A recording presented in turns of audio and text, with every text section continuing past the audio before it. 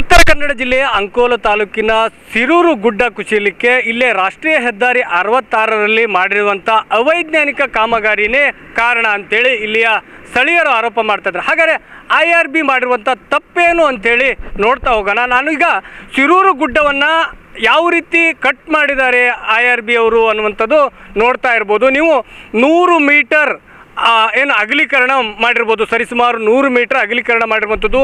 ಈ ಗುಡ್ಡವನ್ನು ದೊಡ್ಡ ದೊಡ್ಡ ಇದರಿಂದ ಬ್ಲಾಸ್ಟರ್ಗಳಿಂದ ಬ್ಲಾಸ್ಟ್ ಮಾಡಿ ಈ ಗುಡ್ಡವನ್ನು ದೊಡ್ಡ ದೊಡ್ಡ ಬಂಡೆಗಳನ್ನು ತೆಗೆಯುವಂಥ ಕೆಲಸವನ್ನು IRB ಮಾಡಿತ್ತು. ಆದರೆ ಇದಕ್ಕೆ ಪಿಚ್ಚಿಂಗನ್ನು ಮಾಡಬೇಕಾಗಿತ್ತು. ಜೊತೆಗೆ ಬ್ಲಾಸ್ಟರ್ಗಳನ್ನು ಬಳಸದೆ ಮಾಡಿದರೆ ಗುಡ್ಡ ಸಡಿಲಿಕೆ ಆಗ್ತಿರಲಿಲ್ಲ ಅನ್ನುವಂಥ ಆರೋಪವನ್ನು ಇಲ್ಲಿ ಸ್ಥಳೀಯರು ಮಾಡ್ತಾ ಇರುವಂಥದ್ದು. ದಶಕಗಳ ಹಿಂದೆ ನಡೆದಂಥ ಕಾಮಗಾರಿಗಳಲ್ಲೂ ಕೂಡ ಪಿಚ್ಚಿಂಗ್ಗಳನ್ನು ಮಾಡಿದರು. ಆದರೆ ನೀವೀಗ ದೃಶ್ಯಾವಳಿಗಳಲ್ಲಿ ನೋಡ್ತಾ ಇರ್ಬೋದು, ಸ್ಟೆಪ್ ಆ್ಯಂಡ್ ಸ್ಟೆಪ್ಪನ್ನು ಗುಡ್ಡವನ್ನು ಕಟ್ ಮಾಡಬೇಕಾಗುತ್ತೆ. ಅಂದಾಗ ಮಾತ್ರ ಗುಡ್ಡ ಕುಸಿತವಾಗೋದಿಲ್ಲ. ಆದರೆ ಇಲ್ಲಿ ನೋಡ್ತಾ ಇರ್ಬೋದು ನೀವು, ಪ್ರಮುಖವಾಗಿ ಯಾವುದೇ ರೀತಿಯಾದಂಥ ಸ್ಟೆಪ್ ಆ್ಯಂಡ್ ಸ್ಟೆಪ್ ಕಟ್ಟಿಂಗ್ ಆಗಿಲ್ಲ ಅನ್ನುವಂಥದ್ದು ಪ್ರಮುಖವಾಗಿ ಗೋಚರಿಸುತ್ತೆ. ಜೊತೆಗೆ IRB ಹೇಳುವಂಥದ್ದು ಏನಂತಂದರೆ, ನಮಗೆ ಅರಣ್ಯ ಇಲಾಖೆ ನಮಗೆ ಸರಿಯಾಗಿ ಸ್ಪಂದಿಸಲಿಲ್ಲ, ಅವರು ಜಾಗವನ್ನು ಕೊಡಲಿಲ್ಲ, ಇದ್ದದ್ರಲ್ಲೇ ಮಾಡಬೇಕಾದಂಥ ಪರಿಸ್ಥಿತಿ ಇತ್ತು, ಹಾಗಾಗಿ ಮಾಡಿದ್ವಿ ಅಂತೇಳಿ ಅರಣ್ಯ ಇಲಾಖೆ ಮೇಲೆ ಗೋಬಿ ಕೂರಿಸುವಂಥ ಕೆಲಸನ IRB ಮಾಡ್ತಾ ಇದೆ. ಆದರೆ ಯಾರೋ ಮಾಡಿದ ತಪ್ಪಿಗೆ ಇನ್ಯಾರೋ ಶಿಕ್ಷೆ ಪಡೆದ್ರು ಅನ್ನುವಂಥ ನಿಟ್ಟಿನಲ್ಲಿ ಸಿರೂರು ಗುಡ್ಡ ಕುಸಿತದಿಂದ 10ಕ್ಕೂ ಹೆಚ್ಚು ಜನರು ಸಾವನ್ನಪ್ಪಿರುವಂಥದ್ದು. ಜೊತೆಗೆ ಸುಮಾರು ಆಸ್ತಿ ಪಾಸ್ತಿಯನ್ನು ಉಳುವರೆ ಗ್ರಾಮದ ಜನರು ಕಳೆದುಕೊಂಡಿರುವಂಥದ್ದು. ಈಗ ದೃಶ್ಯಾವಳಿಗಳಲ್ಲಿ ಮತ್ತೊಂದೆಡೆ ನೋಡ್ತಾ ಇರ್ಬೋದು, ಎಷ್ಟರ ಮಟ್ಟಿಗೆ ಈ ಉಳುವರೆ ಗುಡ್ಡವನ್ನು ರಾಷ್ಟ್ರೀಯ ಹೆದ್ದಾರಿ ಅಗಲೀಕರಣ ಮಾಡುವಂಥ ಸಂದರ್ಭದಲ್ಲಿ ಕಟ್ ಮಾಡಿದ್ದಾರೆ ಅನ್ನುವಂಥದ್ದು. ಏನು, ನಾನೀಗ ನಿಂತ ಜಾಗದಿಂದ ಗೋಣೆತ್ತಿ ಅಂದರೆ ತಲೆ ಎತ್ತಿ ನೋಡಬೇಕಾದಂಥ ಗುಡ್ಡವನ್ನು ನೀಟಾಗಿ ಅಂದರೆ ಸ್ಟೆಪ್ ಆ್ಯಂಡ್ ಸ್ಟೆಪ್ ಆಗಿ ಕಟ್ ಮಾಡದೆ ಹಂತ ಹಂತವಾಗಿ ಕಟ್ ಮಾಡಿ ಅದಕ್ಕೆ ಪಿಚ್ಚಿಂಗ್ ಮಾಡಬೇಕಾಗಿತ್ತು.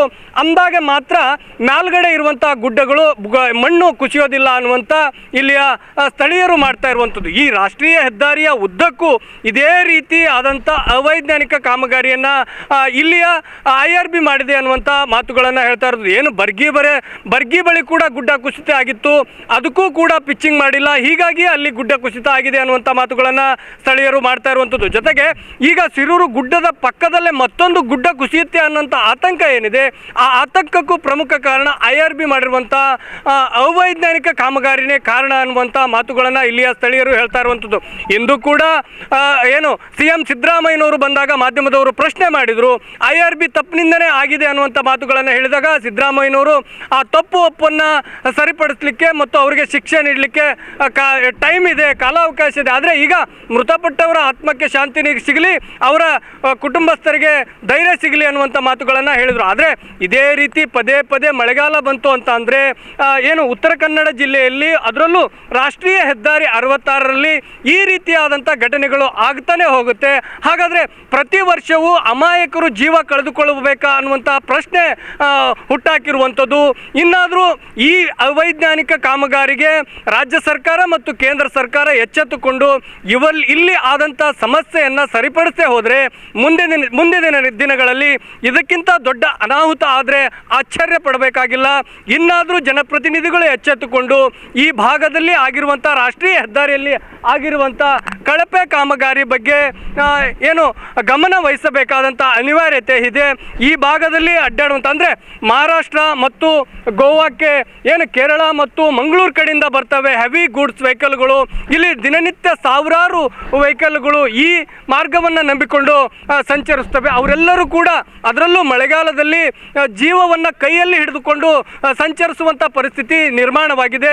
ಇನ್ನಾದರೂ ರಾಜ್ಯ ಸರ್ಕಾರ ಮತ್ತು ಕೇಂದ್ರ ಸರ್ಕಾರ ಈ ರಾಷ್ಟ್ರೀಯ ಹೆದ್ದಾರಿ 66ರಲ್ಲಿ ಆದಂಥ ಅವೈಜ್ಞಾನಿಕ ಕಾಮಗಾರಿ ಏನಿದೆ ಅದನ್ನು ಸರಿಪಡಿಸಬೇಕಾಗಿದೆ.